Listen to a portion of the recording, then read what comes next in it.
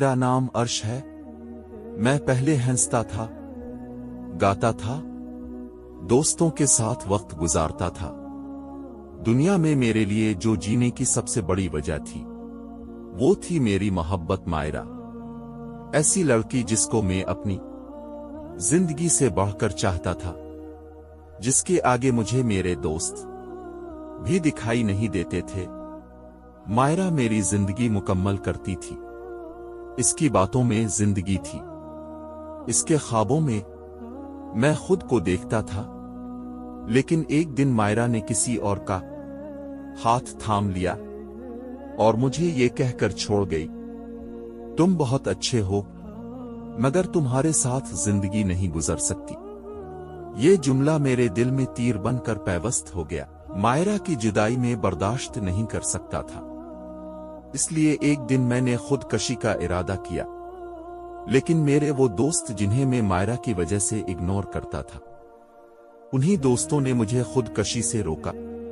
उनकी वजह से मैं खुदकशी तो नहीं कर सका, लेकिन शराब की बोतलों में खुद को ढूंढता, सोशल मीडिया पर दुख बड़े स्टेटस लगाता कि जैसे मेरे दुख के आगे तो किसी का दुख बड़ा हो ही नहीं सकता। दोस्तों से मिलना मिलाना छोड़ दिया। अपनी दुनिया, अपनी तन्हाई में, अपनी शराब की बोतलों में मगन रहने लगा। मैं अक्सर ये स्टेटस लगाता, काश कोई मेरी खामोशी को भी समझ ले। मरने का ख्याल बार बार आता लेकिन नहीं कर सका। जीने की अदाकारी करनी पड़ती। उन्हीं दिनों जब मैं सैड स्टेटस लगाता, मुझे एक लड़की का मैसेज वसूल हुआ। उसने कहा, तुम बिल्कुल तन्हा नहीं हो, मैं तुम्हें समझ सकती हूं। मुझे इस तरह के कई मैसेज रोज वसूल होते थे, लेकिन मैं नजरअंदाज कर देता।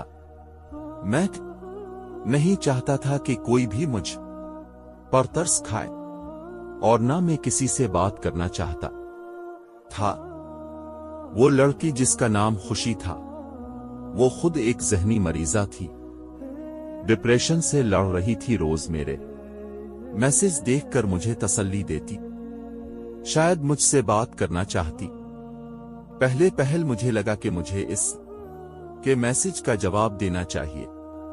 मुझे वो अपनी ही तरह की लगी, लेकिन अपन जख्म मुझे किसी के आगे छोटे ना लगे। मुझे लगा कि सबसे ज्यादा दुख और डिप्रेशन का शिकार मैं हूं, कोई दूसरा कैसे हो सकता है। यही सोचकर मैं उसके मैसेज रोजाना पढ़ता, लेकिन नजरअंदाज कर देता है। रोज बरोज उसके मैसेज बढ़ते गए। वो अपना दर्द मुझसे बांटना चाहती थी, वो अपना अप मुझसे शेयर करना चाहती थी, लेकिन मैं खामोश रहा। एक दिन इसका बहुत अजीब मैसेज वसूल हुआ, जिसे देखकर एक पल के लिए मैं भी थम सा गया। और वो मैसेज कुछ यूं था, तुम्हें शायद मेरी जरूरत नहीं है, लेकिन मुझे तुम्हारी जिंदगी की जरूरत थी। खुदा हाफिज, अर्श। और फिर वो चली गई हमेशा के लिए। खबर आई कि खुशी ने खुदकशी कर ली। इसका सिर्फ नाम ही खुशी था, खुशियां तो इससे कोसों दूर थी, और यही बात मैं समझ ना सका। इसके सामने तो मुझे अपना दर्द कुछ भी ना लगा। खुशी खुद तो अपने दुखों से, परेशानियों से आजाद होकर चली गई, लेकिन मेरे लिए एक पछतावा छोड़ गई, जो शायद सारी जिंदगी मेरे गिले में तौक की तरह रहने वाला था। मेरे हाथ में फोन था, जिसमें खुशी का आखिरी मैसेज था। मेरी आंखें नम थी, दिल सुन हो चुका था। एक पल को ऐसे लगा जैसे कोई अंदर से टूट गया हो, जैसे वो जो खुद को बचाने के लिए खामोश हुआ किसी की मौत का सबब बन चुका हो। मैंने शराब की बोतलें एक एक करके जमीन पर फेंक दी और खुद को एक तवील चीख में आजाद कर दिया।